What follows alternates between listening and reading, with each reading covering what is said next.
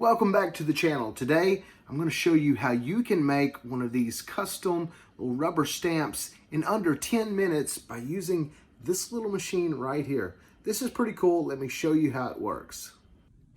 This is the little machine here. It just plugs up USB to your computer. And right now it is only like $35 on Amazon, including the software and some of the stamp kit stuff that you can do. We're going to use a 30 by 30 little square stamp kit for this. It comes with the little stamp sheet that you run into this machine. It comes with the little block and the stamp part that's onto it, a cover that you can put over the stamp to protect it, and then some stickers that you can stamp on to put on the cover. And this is what comes in a little stamp kit. You just open up the software. When you have the software open, you can see that it has the little size already selected. You can select other sizes for other stamps. Over on the right hand side, we just have the 30 by 30 square, so we're using that. Then just open up your Finder window or your Windows Explorer. Find the file that you want. This is just a JPEG file, black and white, dropping it in, and it's too large, but there is also down the bottom left-hand corner a little resize button that'll like automatically resize it to fit.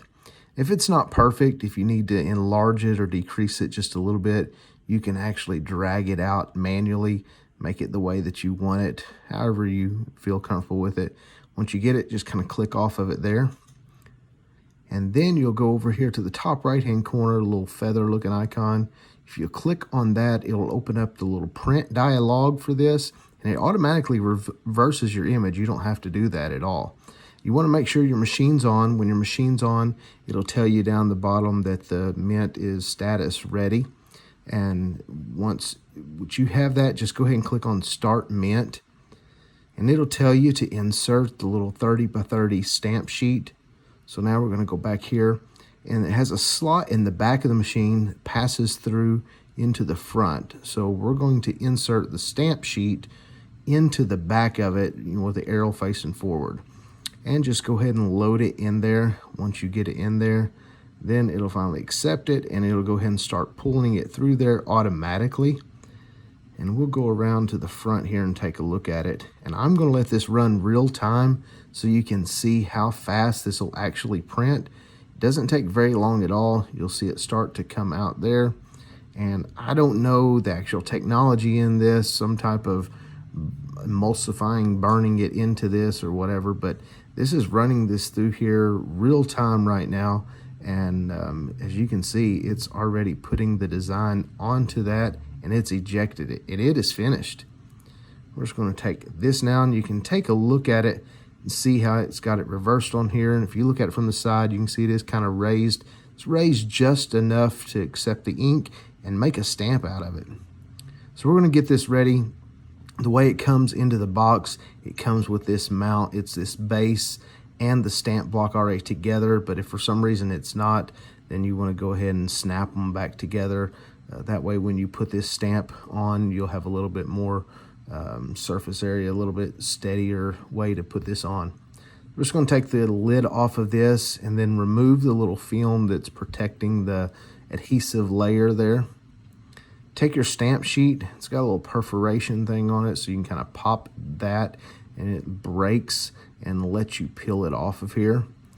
And my wife is helping me make this video today since this is her machine. So this is her peeling it off.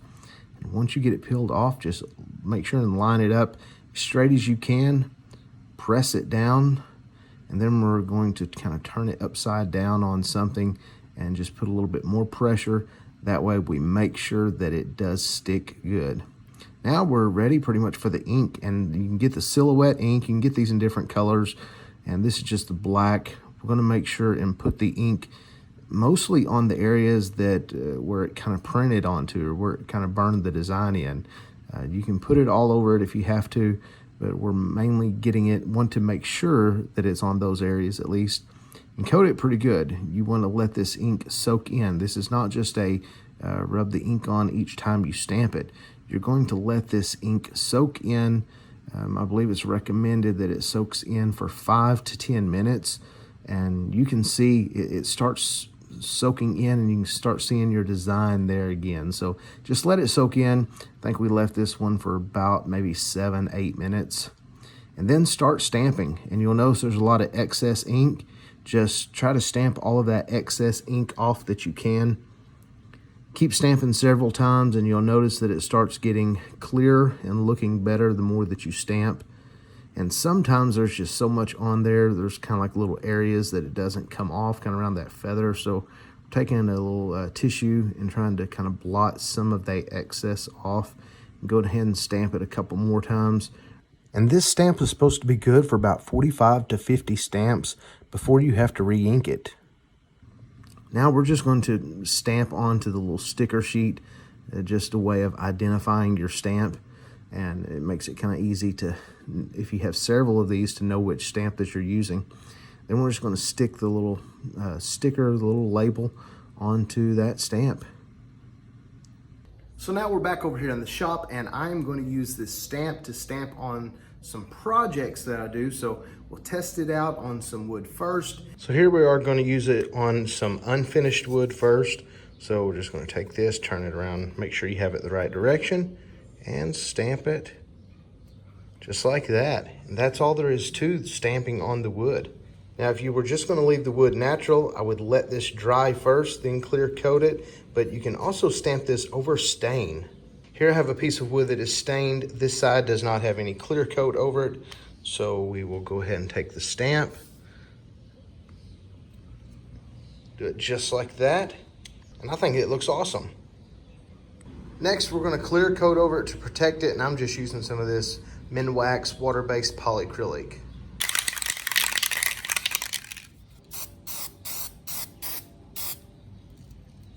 It does lighten it some as you put the clear coat on there, but once it dries, it does pretty good, and it's not too noticeable, but it will at least show up and be protected. I'm excited to get to using this stamp with my actual projects. I think it'll be really cool to have my little stamp on a project that I make. And as you've seen earlier in the video, this was really quick, easy, and it is very affordable to do. So I would highly recommend checking out a Silhouette Mint. You can make these different colors if you want to by putting different color inks on it. You can purchase all of those as well. We just went with black, and I still think this is pretty cool.